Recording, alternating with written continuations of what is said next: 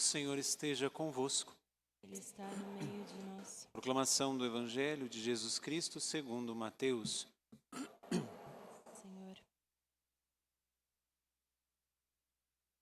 Naquele tempo, Jesus viu um homem chamado Mateus sentado na coletoria de impostos e disse-lhe: "Segue-me."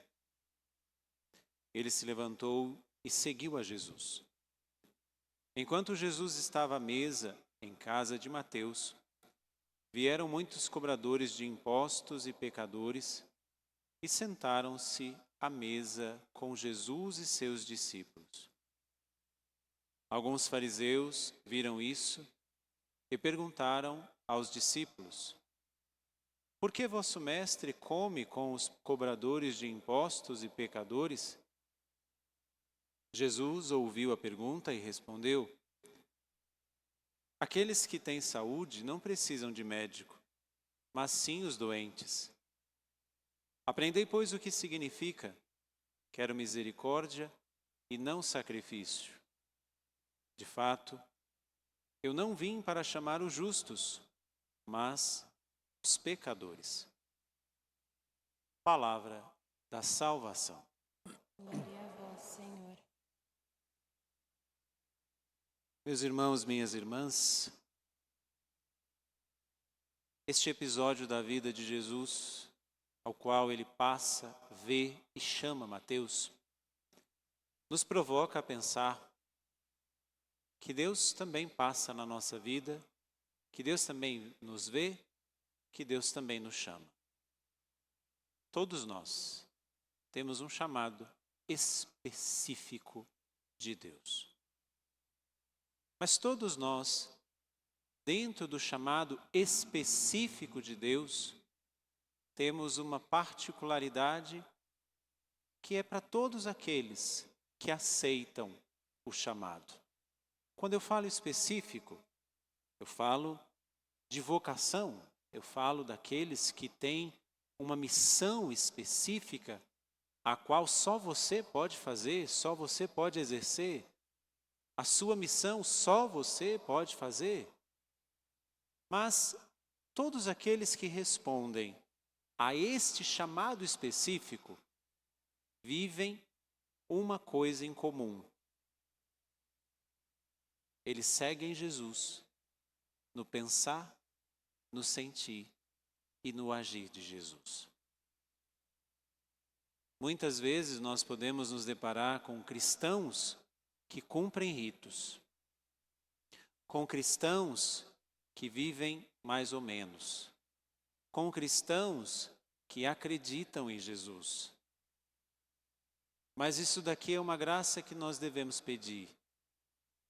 Ser cristão de verdade é seguir o Senhor na sua maneira de pensar, na sua maneira de agir, na sua maneira de sentir, porque se não for assim, o que nós seremos? Cristãos? Não. Nós vivemos alguns dilemas dentro da nossa igreja algumas vezes, principalmente, vamos dizer assim, naquilo que diz respeito a algumas normas. Por exemplo, quando vamos escolher um padrinho, seja ele de que for, padrinho de casamento, padrinho de batismo, padrinho de crisma, tivemos crisma semana passada, é um dilema as pessoas encontrarem. Só que às vezes, por exemplo, um batismo. Eu vou convidar os meus amigos para serem padrinhos de batismo.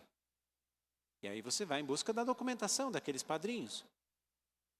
Mas aí a pessoa não tem uma vida sacramental. Porque, por exemplo, não é casada na igreja. Como é que essa pessoa pode professar a fé em nome de uma criança? Mas ele é muito católico, ele é isso, é aquilo outro. Tá, tudo bem. Eu não estou dizendo daquela fé tradicional, eu estou falando da fé vivida. Eu não estou falando da religião tradicional, eu sou católico, de IBGE, mas da catolicidade vivida. Ou muitas vezes, quando nós nos deparamos com, eu sou cristão, mas então quando é que Jesus passou na tua vida e te chamou a ser cristão? Eu não sei. Então, peraí, você não é. Como não? É. Mateus é um exemplo constrangedor para cada um de nós. Para que essa noite nós possamos nos perguntar: quando foi que Jesus passou na minha vida e chamou-me para segui-lo? Se eu não me recordo, você está seguindo de livre e espontânea vontade? Isso é hipocrisia. Porque responder a um chamado já é graça de Deus. Mas o chamado é graça. Nós só conseguiremos seguir o Senhor se Ele passa na nossa vida e nos chama. De livre e espontânea vontade, nós não conseguimos. Então, provocados pelo chamado de Mateus, provoque a sua memória. Quando foi que Jesus passou na sua vida e disse ao seu coração: segue-me? Se não tiver, nós vamos viver o que os outros do Evangelho viveram. Se escandalizaram, porque Jesus estava chamando Mateus. E aí, jamais entenderemos o que Jesus provoca também a cada um de nós. Preciso entender o que significa: quero a misericórdia e não o sacrifício. Quando foi que Jesus passou na tua vida e te chamou a segui-lo? Se você tem este momento, saiba, Ele pediu para que você o seguisse no pensar, no sentir e no agir dele. Louvado seja nosso Senhor Jesus Cristo.